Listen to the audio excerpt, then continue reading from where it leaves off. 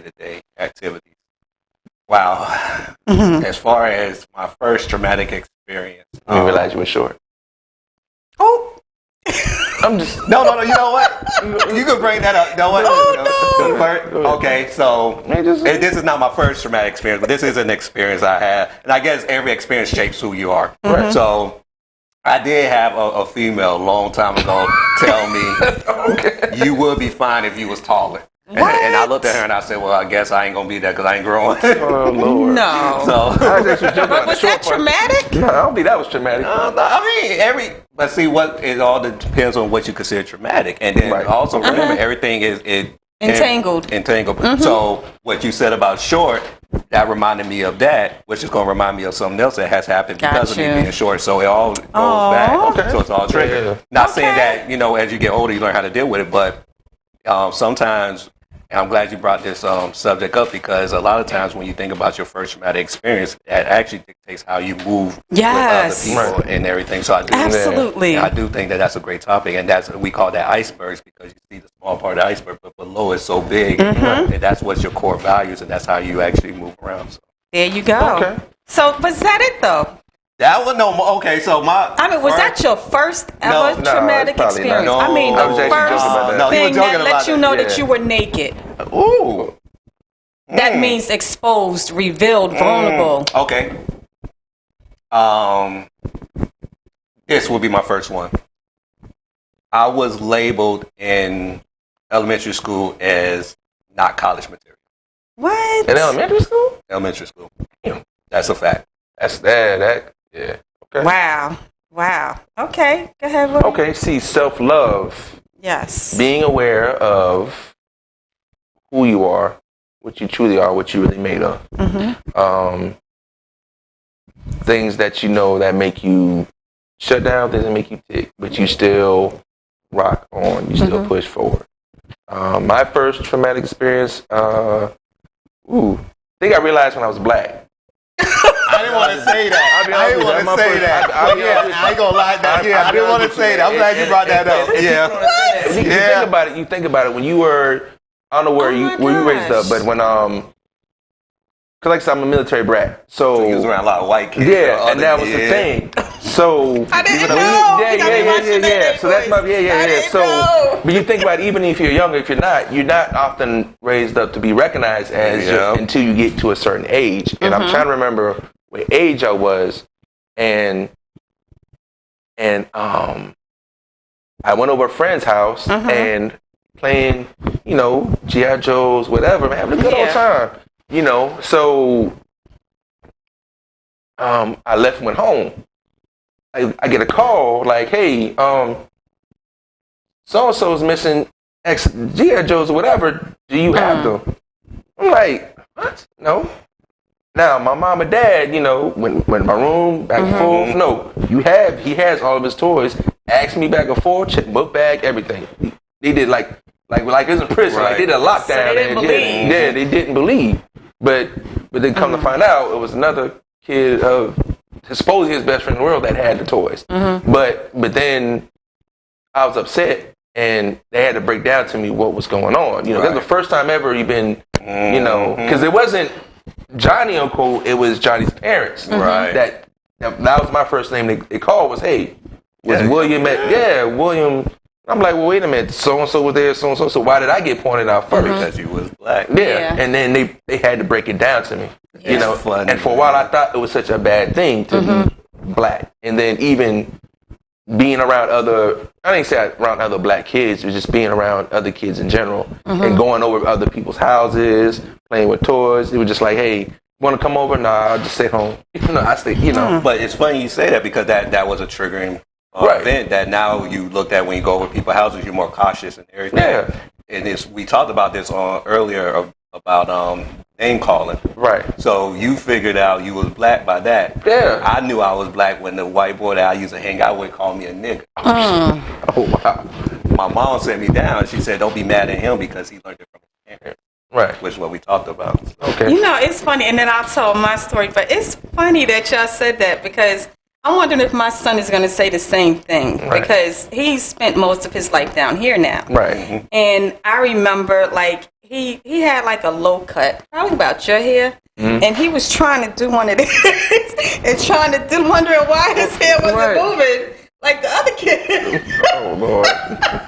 Oh, you going into a whole totally different thing. Right. Self-love and being black. That's a whole totally different thing. So one time he was in school, and, he came home, and he said that one of the little boys said they couldn't play with him because of his color. Oh, man. And he said, and then it was one day he came back home, and he said, oh, such and such played with me today, probably because I was outside, and he couldn't tell that I was black. Which is sad. It's funny, but it's sad. Yeah. Like, for him to have to deal through it. My daughter didn't deal with as much as he did. Yeah. I don't know why it's more entangled with black boys that with the racism growing up than it is with the girl. Because we're already with the history. Oh, you want to go ahead? No, go ahead. You do first. And I think it's the history of the country and how that plays a part in how we're viewed. Mm-hmm. So black women are always viewed with other races as being like mammy. Mm-hmm. They're there to help you.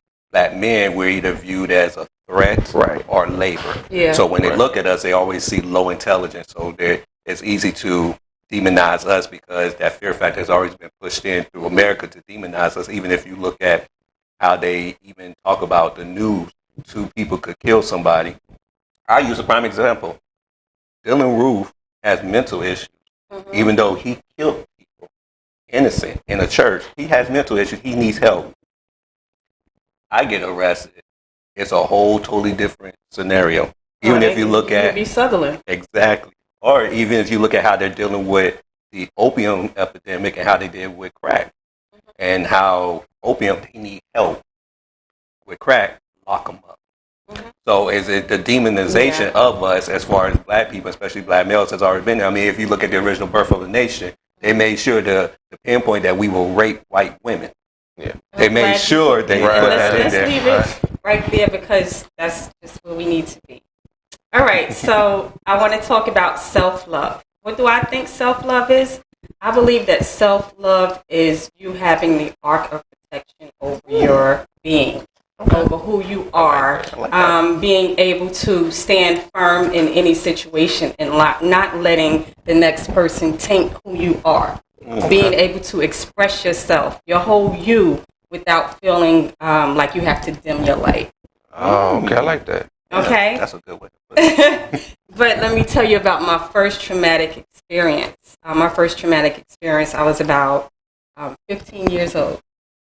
How you looking at me? You looking like, okay, where's she going? All right. And I was leaving out of an apartment building. So what it is you go down and you leave out the garage area. And I left out that way. I saw people fixing their cars, working on their cars or whatever, but thought nothing of it. Went over to the store. Came back in the same way, went through the garage, went to the elevator.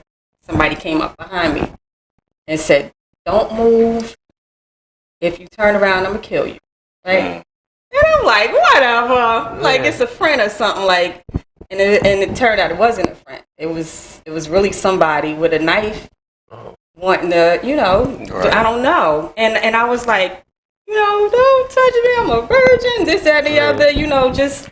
don't do it. And so we were at the elevator, but say we're at the elevator here, and then there's an exit, a back exit. And with the exit, you go past the building, and my window, my house, our building apartment was there. But if you go past that building, there's a kind of like a downturn in its enclosure, like, so I know where he was taken. And at that point, once we got to my building, I was like, you just going to have to kill me.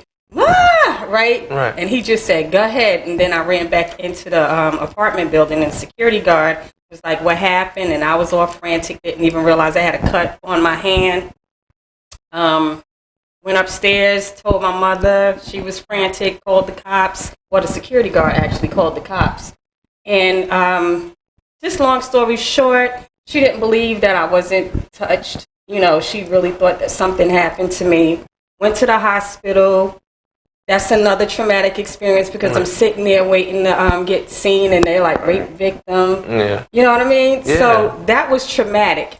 Now, I'll take it to you, leave that there, and take it to you as to, with your traumatic experience, how has that affected you in life today? As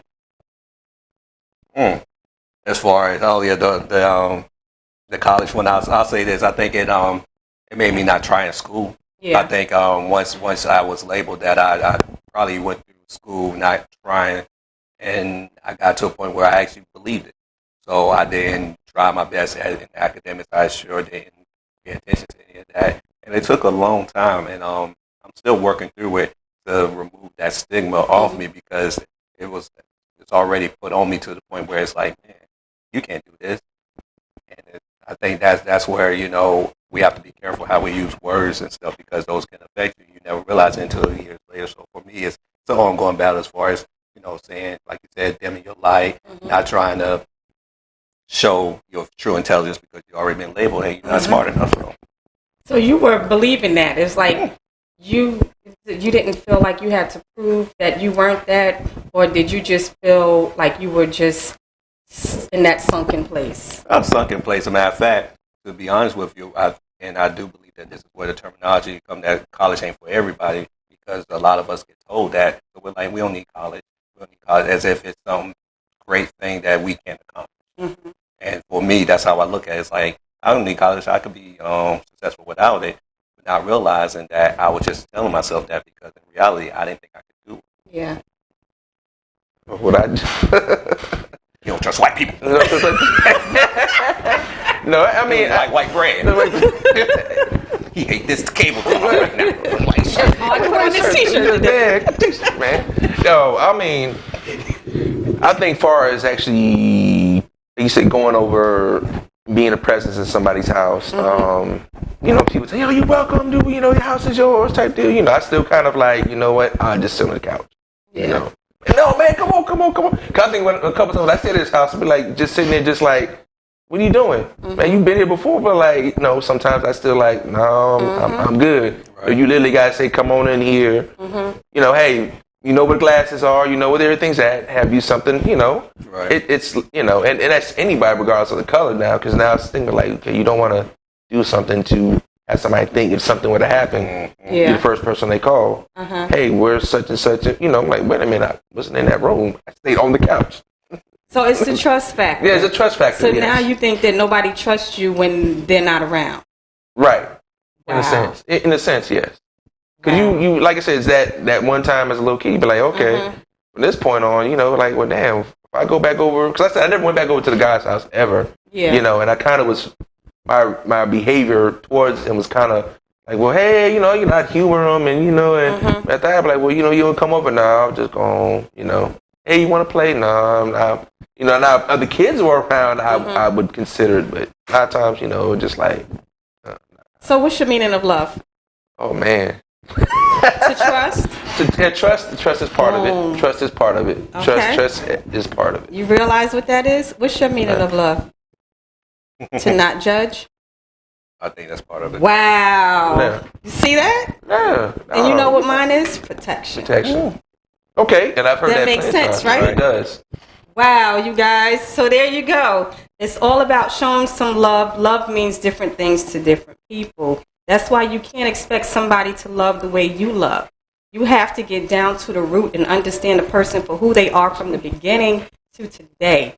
So on that note, any encouraging words from you to let the people know about love? I mean, you got to work on the things that you feel that's gonna keep you from trusting, so you can love better, more. More people. I will say this: Black men need to be loved, and the reason why I say that is not that we're not loved as far as with Black women, is none of that, but we need to love each other as Black men. There are Black men right now who can't even talk to other Black men because they don't have that trust. They feel like they're going to be judged, because in society right now, that's what you are. If you show some vulnerability, you're being judged, but that's what's happening. We're killing ourselves. Right. You know, I lost a coworker this week. He killed himself. Whoa. So as black men, we really need to figure out how we can open up these doors to actually have these conversations and talk, because Michael K. Williams didn't just go out there and do drugs just because of doing it. He didn't go out there and do drugs just to be doing them. We're hurting. So that self-love, as you brought up, we're missing it. Right. Yes, yes. And I'll just like to say that I believe that women seek protection.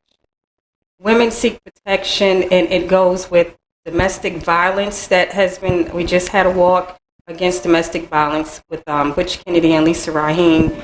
And it goes both ways. There are men that are violated as well. It's a serious matter. So what I'll say with this is that it's all about digging deep.